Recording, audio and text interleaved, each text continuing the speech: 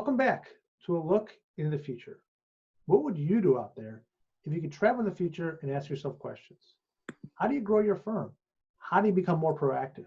And most importantly, how do you transition to advisory services? Well, luckily, we can just ask the time traveler himself, Paul Latham, and learn the knowledge we need at our firms today to evolve in advisory services and become the most relevant advisor to our clients. And we're lucky because Paul brings three amazing things with him. Number one, he's built a successful accounting practice in the UK, so he understands accountants. In fact, he's built his firm to an advisory powerhouse, which sold for $45 million in 2001. Number two, he's taken a business public, building to a market value in excess of $400 million.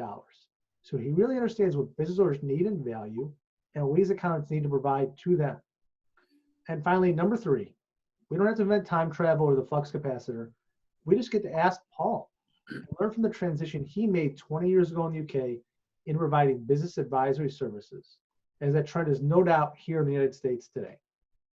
As always, you know the deal. I'm Garrett Wagner, your entrepreneurial CPA channel host, and I'm joined as always by the amazing, the time traveler, Paul Latham of Hayden Rock Solutions. Now, Paul, last time we got into the importance of the biz, a little bit of background, and at the end, you kind of kept mentioning this algorithm. So as promised, let's hear all about this kind of magical algorithm. It's really not magic, but the science of the algorithm that makes the biz so powerful. Okay, yeah, look forward to it, Garrett. And actually, I mean, I'll probably tell the story in this episode, but I've been using, obviously, I've been doing this for 20 odd years, and well before we had the BIZ Diagnostic, I was doing a little algorithm calculation. So, I'll take you through in this episode how that's evolved. But as you say, last episode discussed the importance of the BIZ Diagnostic, a couple of big reasons: understand client needs, assess the strength of the business foundations, and determine if the business is capable of future growth without making changes. As you said, you asked me how the BIZ Diagnostic algorithm worked and how it was originally conceived. And actually, there's a little bit of a story to that, tell you the background story. And you sort of have to ask yourself the question, what comprises a successful business? And where the BIZ Diagnostic in its current format came about was a conversation. I was sitting in a room with 3 or 4 people, and there was a lady who said something. And by the way, I remember this lady because I actually personally lent her some money, a few $1,000s, and she never did repay that money. But I think I got my money's worth out of her because it was something she said that sort of prompted my thoughts around the BIZ Diagnostic, because we were talking about what makes a successful business. And she said, it's all about people, full stop. And I said, well, I wouldn't disagree that people are important, but I don't think it's all about people. Or are you saying to me that a value proposition is unimportant? Are you saying to me that customer targeting is unimportant, or whatever? In other words, there's lots of things in a business, and frankly, it's not all about people. But you see, once you come to that little conclusion, you start then thinking, so, okay, what is it about? And whilst it's clearly not all about people, let's try and create a structure. And so, first of all, and you've heard me talk about this many times, Garrett, but for 25 years now, I've been preaching a phrase which is, there are 3 ingredients of business success: vision, plan, and desire. And as it says on the screen there, once upon a time, and going back 25 years or so, I always used to use a quick ready reckoner where I could say to somebody in literally 2 minutes how likely they were to succeed. And I still do this sometimes. So I'm going to give you an example here, Garrett. So if I said to you, Garrett, how clear is the vision for your business? I'm not going to ask you to answer this, but I can tell you over many, many years, the typical owner would say out of 10, about 7. They'd be exaggerating, but they'd say something like 7 out of 10. I'd then say, okay, so if the vision is 7 out of 10, how clear is your plan to achieve your vision out of 10? And again, they would exaggerate, but they'd be a little more honest, and they would say, about 4 out of 10. And then I'd say, okay, so the vision is 7 out of 10, the plan is 4 out of 10. How strong is your desire to make it happen? And then they'd exaggerate again, and they'd typically say 10 out of 10, or maybe 9, but usually 9 or 10. And I'd say, okay, I think you've got about a 1 in 4 chance, because if you work this through, there are 3 scores there, 7, 4, and 10. And the calculation is an iterative calculation. So if we're looking at these, we're not adding them up, we're multiplying them. So the top score is 10 times 10 times 10, which is 1,000. You scored 7 times 4 times 10, which is 280. So 280 out of 1,000, 28%. My back of an envelope calculation is your chances of success are about 28%, or put it another way, about 1 in 4. And let's just think about that. If we flipped a coin, your chances would be 50-50. And if I said to you, shall we flip a coin for your chances of growing your business, you'd say, don't be so silly. But I think your chances are way worse than that. And that usually got their attention. However, that was obviously a very rudimentary calculation, and to calculate it properly requires some thought. And I think the first thing, and it's like all of these things, they become very simple after a while, but you first of all have to recognize that the maximum potential sum of a business parts, like any sort of quantum, must equal 100%. So once you've determined that it must equal 100%, that got me thinking about, first of all, vision, plan, and desire. So, what proportions do vision, plan, and desire fall in? Now, you can see on the screen there how the algorithm calculates it. So it's sort of saying 25% of the score is all to do with direction, 45% of the score is to do with the plan and the detail. And going back to that lady who said it's all about people, well, I think it's about a third. It's around about 30%. And I'm not going to debate here how those numbers come about, but I'm sort of going to go into a bit more detail of how I got to those percentages. So I think the first thing to say is, that split came about after quite a bit of thought and balancing the variables. And starting off, sort of working backwards here, but starting off with a vision, the way I then split it is say, well, that 25% of direction, it's a bit more important to know what you want your business to look like and where we're going. So I allocate 15% to that. But it's also important to know why you're doing it. It's all to do with that team engagement stuff. So I happen to allocate 10% to purpose. That comprises our 25%. That's really, really sort of easy. But and then people say, well, why is it so important? Why do you give such a high rating? And the answer to that is vision is really important. Because if you don't have direction and purpose, if you don't know where you're going and you don't know why you're going there, I can pretty much guarantee you will never get anywhere. So it's clearly important. But those 2 particular scores are really big picture stuff, albeit vital for business success. But where the algorithm really gets into a bit more detail is once you get past vision and into the plan. Because you see, there are 3 things a business must plan to do. And this is all based on, sort of typical business model perceived wisdom. There are only 3 things a business has to do. It has to plan to grow, plan to deliver, and plan to capture a profit. So plan to grow, you need to provide value to customers. Plan to deliver, whatever you have promised to do for your customers, you basically need to do both effectively and efficiently.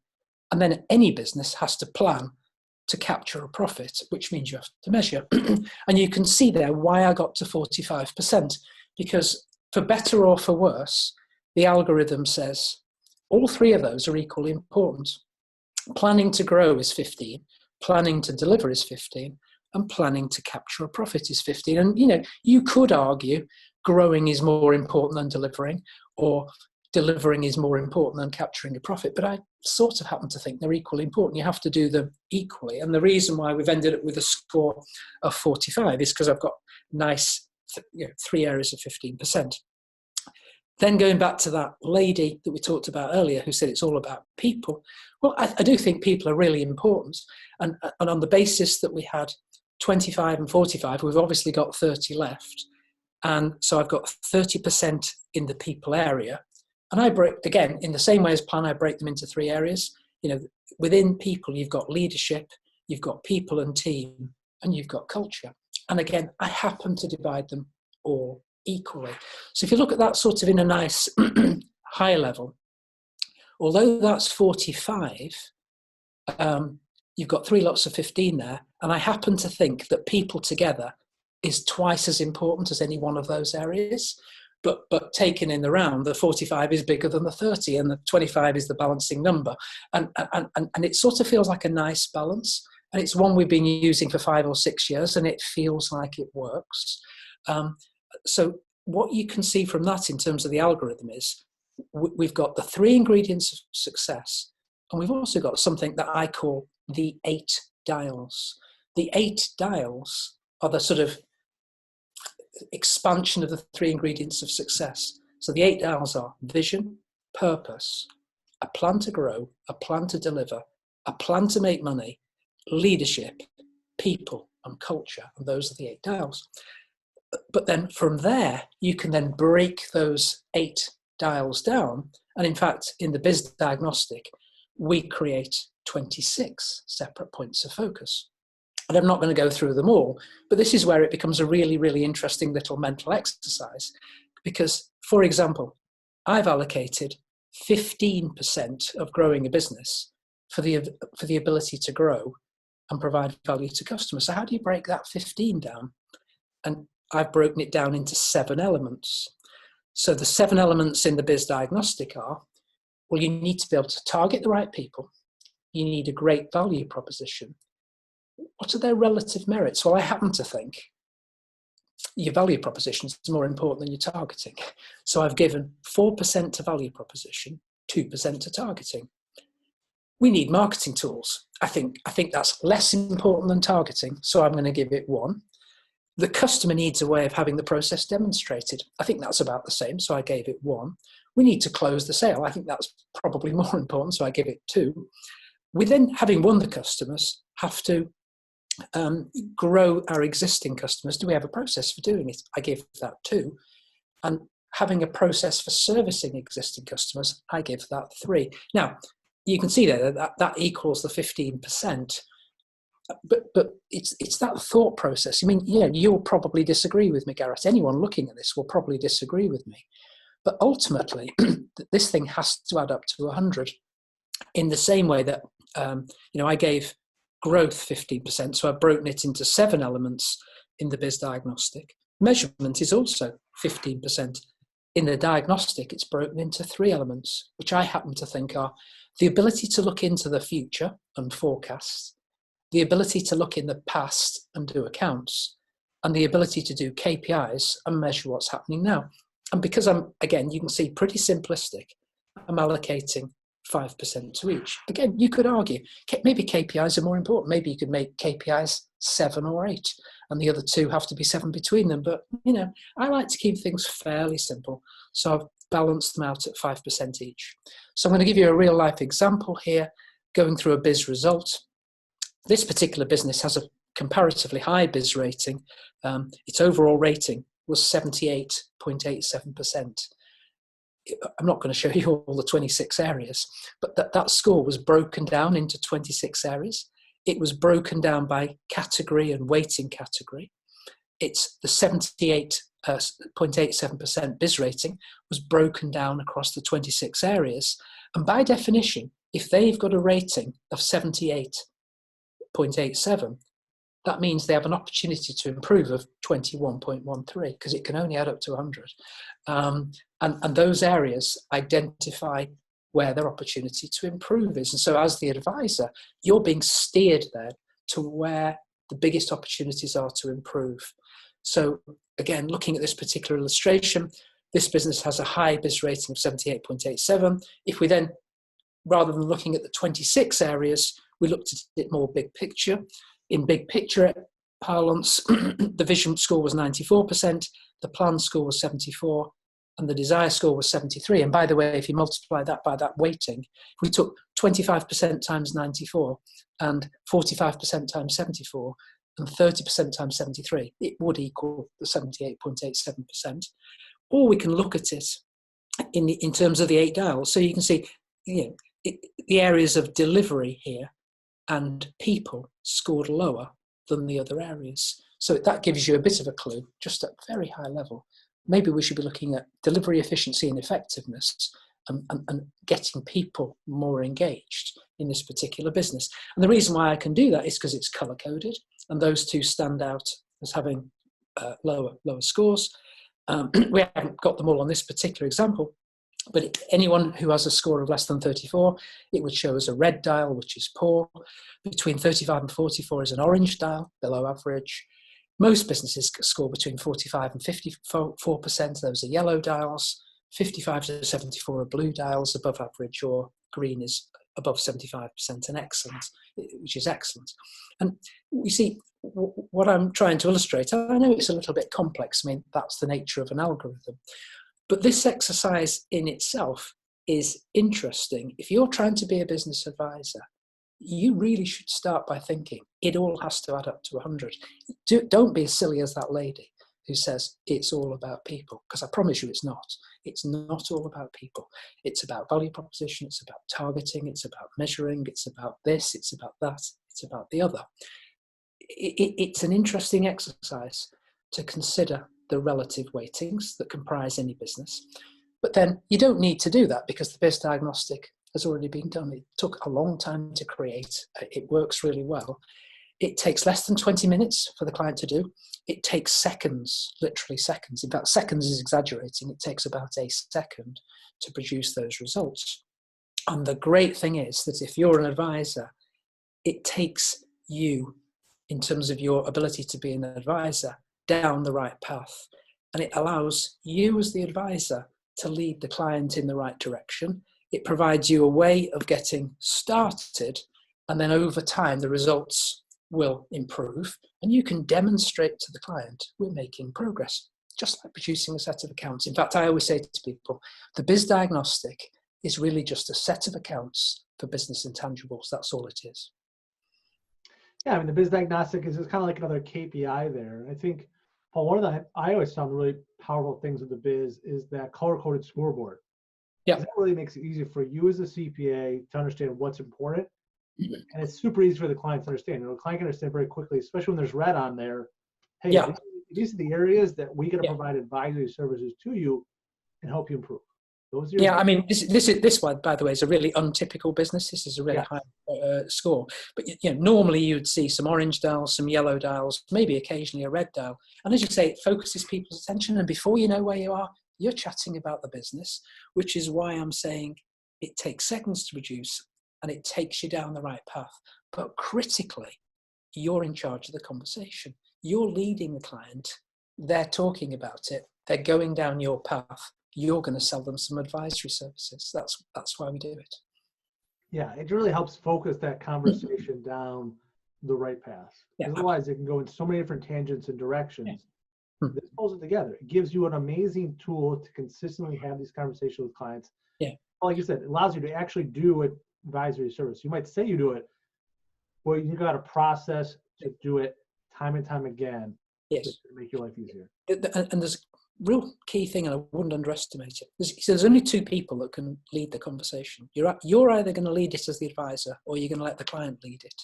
And if you don't have a process, I pretty much guarantee the client's going to lead it, and that takes you road to ruin. Horrible place to go, because they know more about their business than you do. Whereas what the BIZ Diagnostic is doing is saying, no, this is nothing to do with your business as such. It's to do with any business, and we can help you. We can help you to strengthen your foundation. Like I said, this pulls it away from those kind of niche conversations on making that specific widget or doing that thing to like business 101. Your foundation, as you said before, your foundation's not right. I don't care what widget you're trying to make. Yeah. If you don't have the foundation to make it, you've got to get that right first. Correct.